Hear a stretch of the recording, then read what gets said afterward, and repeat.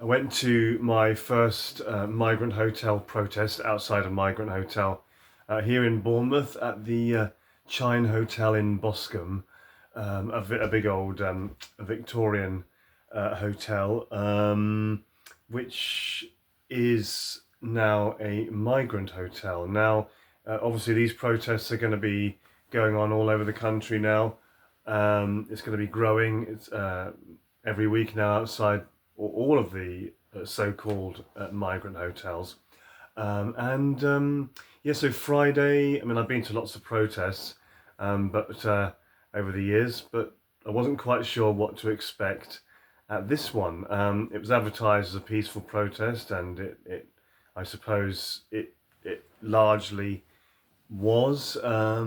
Oh, there was a bit of friction, a few insults being exchanged, from one side of the road to the other because you had the counter protest on the other side of the road. We were protesting about illegal migrants being held in the hotel, housed rather in the hotel, and then there was a counter protest, refugees welcome on the other side of the road. There were about this was last Friday. We're doing another one tomorrow, Friday the 1st of August. This was I'd say about 40 of us and maybe about 20 to 30 of them. I mean, we're almost in a time of civil unrest or civil war now, aren't we? And sadly, but maybe that's what it's going to have to take to turn things around. And I hate talking about the two sides, you know, them against us kind of thing, and them on one side of the road and then us on the other side of the road. There were about, I don't know, 4 or 5 police officers who were good as gold, really, very diplomatic. Yeah, I mean, obviously, police vary, and they've got a very complicated balancing act at the moment, difficult job. They vary. I don't want to generalize about the police, but these ones were really good. Very diplomatic, very understanding, and yeah, the megaphone was being passed around. We didn't see any migrants or staff from the hotel at all. Didn't see anybody outside the hotel or coming out, or don't think we even saw many people looking out of the windows. There were quite a few cars going past that were sort of beeping at us, congratulating our side. Again, I don't like to keep using the word side, but yeah, there were lots of cars going past, beeping at us, cheering us on, congratulating us for what we were doing. Didn't seem to be getting so much support directed and by cars from towards the other side, the refugees welcome side. Now, yeah, the megaphone was being passed around. It was a very sunny evening, and obviously everybody was very emotional. Now, I'm often told that I am too diplomatic. I think sometimes you need to have a mixture of strength and diplomacy. So you can be passionate, you can be strong, you can be single-minded, you can be categorical, but you can also be diplomatic as well. And I never insulted anyone personally. I never I never directly nasty to anyone on the other side, but the other side, the refugees welcome side, their arguments were very, very shallow. I can't believe the intellectual shallowness and superficiality of their arguments. It's almost like they're the extremists in my view, because they're repeatedly arguing something and ignoring all the various layers and nuances, oversimplified, intellectually very, very shallow and quite dangerous. But at the same time, I didn't want to sort of get into insulting them personally, or getting too personal or nasty. I mean, there were some insults being hurled across the road from one side to the other side, and backwards and forwards. And obviously, emotions were running high. And it was my first protest of this type. I've been to other protests, but it was my first protest of this type. So I was sort of finding my feet, so to speak. So when I go tomorrow, I'll be a lot more ready, prepared, a lot more clear-headed about what to expect. But yeah, we were passing the megaphone around. On the other side of the road, they were saying, refugees welcome, refugees welcome. And a few of them were calling us Nazi scum.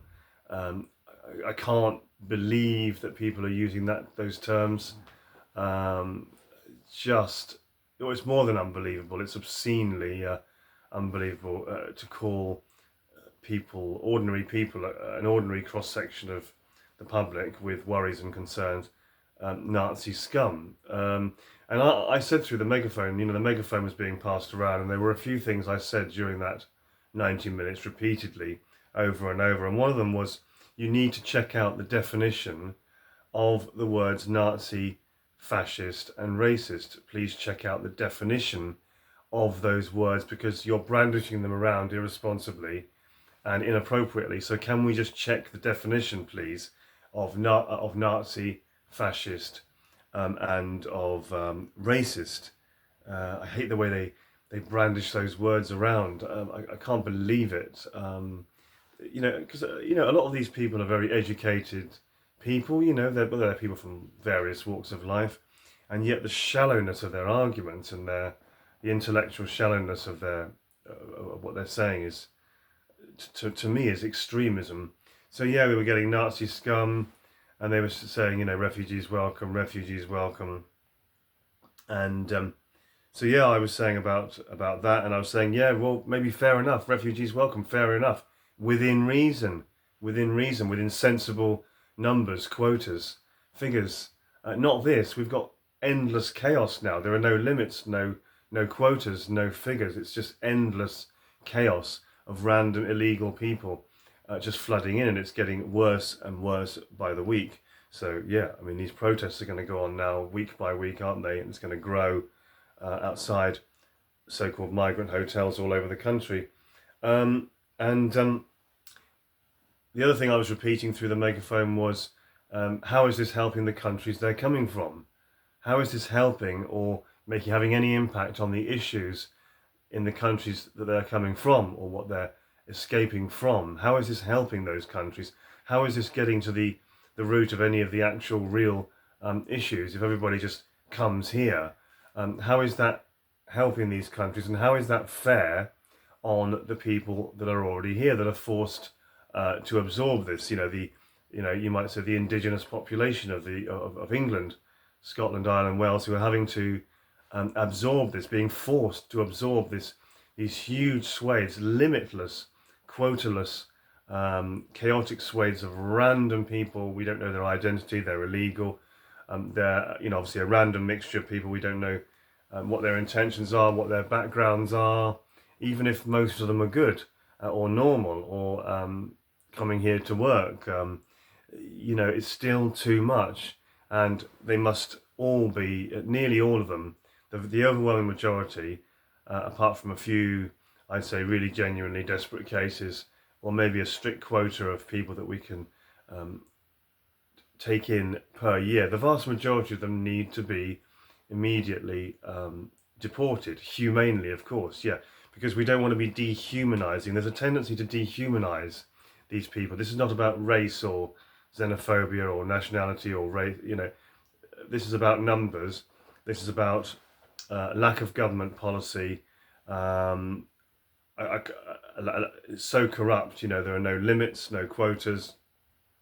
So this is nothing to do with racism or xenophobia. This is to do with random crowds of people that we don't know anything about, that haven't been checked, haven't been documented, just flooding in.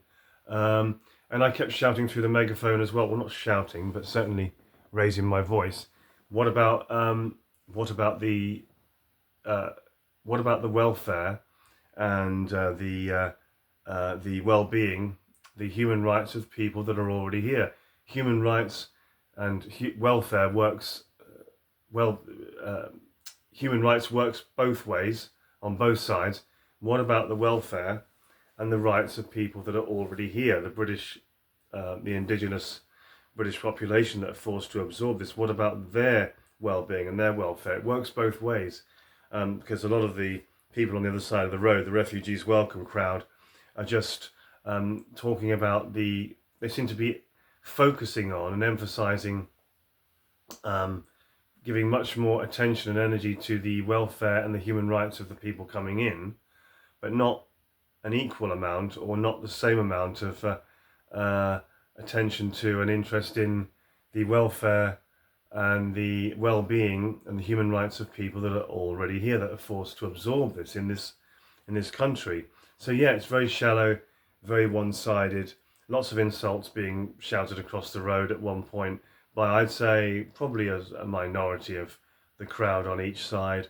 Megaphone being passed around. I think we were there for about 90 minutes. Eventually, the refugees welcome crowd, they turned their backs to us for about half an hour and in silence. They just had their backs to us, total silence, didn't respond to us at all. And then after about half an hour, they left. We had people joining us, so our crowd got slightly bigger as the hour went on. So their crowd was probably, a little bit, or well, significantly smaller. Now I'm not delighting in that or rejoicing in that. This is not about, as I said, first of all, I don't want to dehumanize the people that are in the hotels. They are illegal. We don't know who they are. There are too many of them, infinitely too many. It's out of control. It's completely corrupt what's going on. But I don't want to dehumanize them. They are individuals and a mixture of individuals, good and bad and everything in between. So first of all, yeah, I don't want to dehumanize the people in the hotels, but then again, I don't want to. What was the other point I was going to make before we sort of wrap up?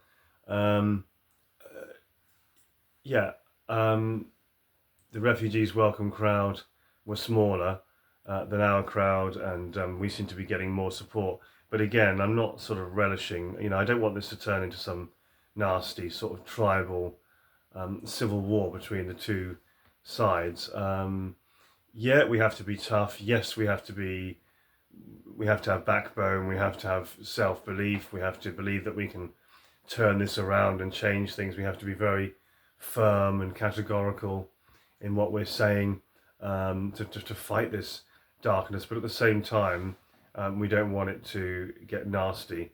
There are a few other. What else was I saying through the megaphone? Refugees welcome. Within reason, but not this chaos that we've got now. Look up the definition of fascist, racist, and Nazi, because they're brandishing those words around like there's no tomorrow, which is wrong. So there were about 5 police officers there. See how it goes tomorrow, Friday the 1st of August, at the Chine Hotel in Boscombe, Bournemouth. A big, huge, beautiful Victorian hotel. Let's see how we go tomorrow.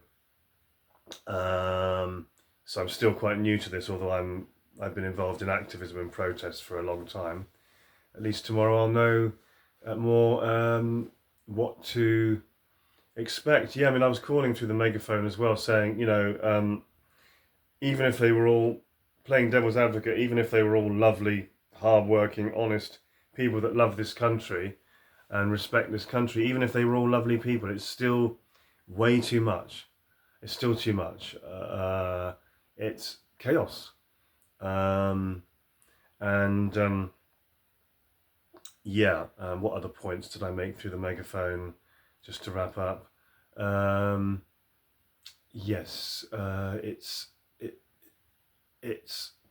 said, I think, I don't know, a few of the people on the refugees welcome side were sort of looking a bit, weren't really coming back with any arguments as such. Some of them were sort of, I think they were just sort of blankly sort of just looking at me when I was calling through the megaphone, but not really just coming back with the same sort of repetitious statements really. Refugees welcome, Nazi scum.